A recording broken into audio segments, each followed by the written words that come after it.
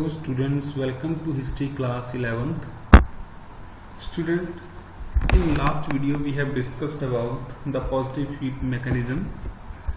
Now we were given to answer the question what was the benefits of bipedal locomotion. This kind of question can be asked in your final examination.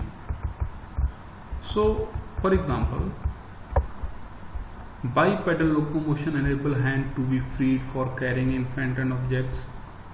As hands were used for more and more upright and walking gradually become more efficient. So these are some benefits of bipedal locomotion. So bipedal locomotion leads to help in human being other activities like cooking, carrying tools, carrying infant, etc. And saved energy. While walking on 4 feet, human consumed more energy as compared to walking on bipedals or 2 feet. This comes from the fossilized hominid footprints at Lutoli, Tanzania, which gives the information about the human being which start following the bipedal locomotion as compared to the quadruped. So human consumed less energy, efficiently they could walk, efficiently they could run, efficiently they could hunt. All these activities could be done with the help of hands. It happened after when people or human being, early humans start walking on feet, 2 feet. Bipedal locomotion leads to these benefits.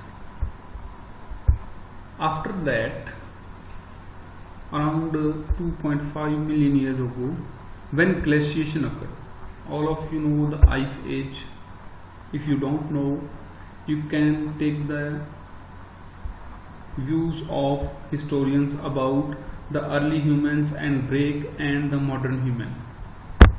Most of the world around 2.5 million years ago covered with snow. That was called ice age.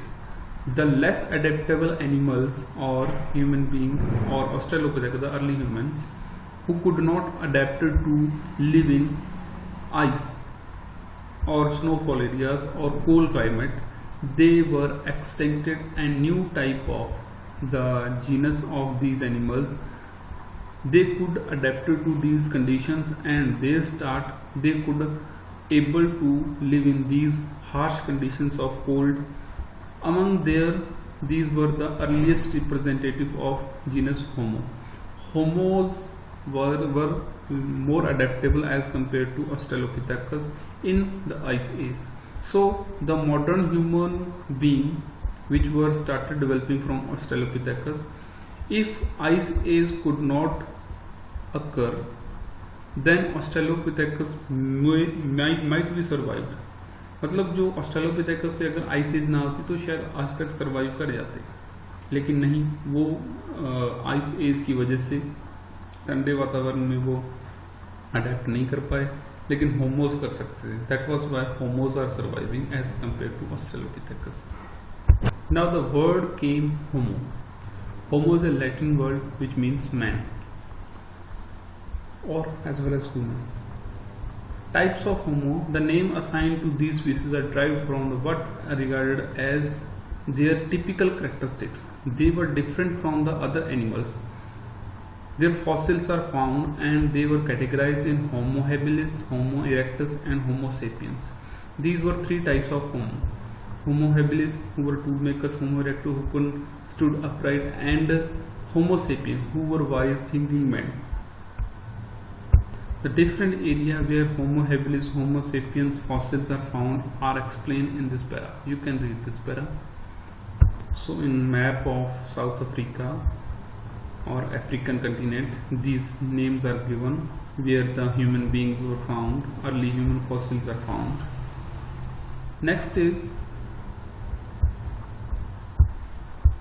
the names of human fossils were derived from where they were found.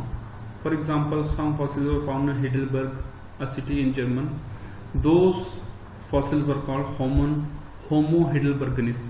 where those are found, and Neanderthals they were called Neanderthals.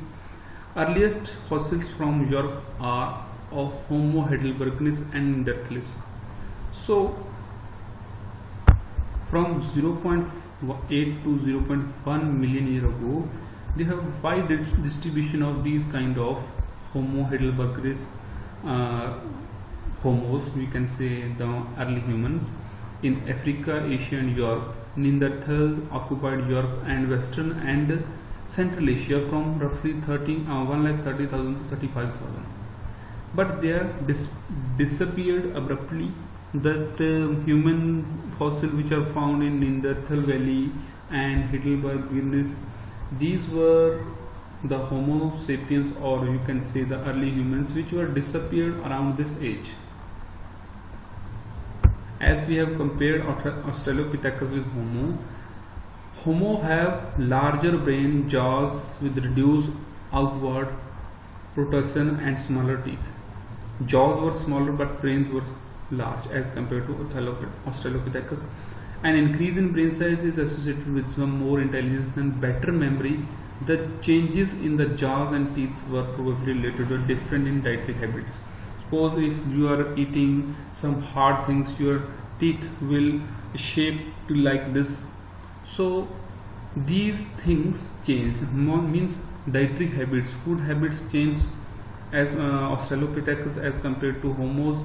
Australopithecus used to eat the wide range of things which were not cooked, but Homos started eating things which were different from Australopithecus.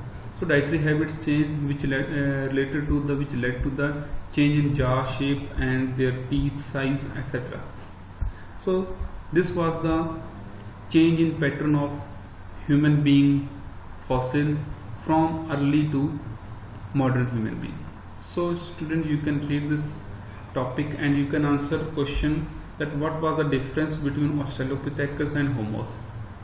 What were the benefits of bipedal locomotions? So these questions can be answered. Thank you.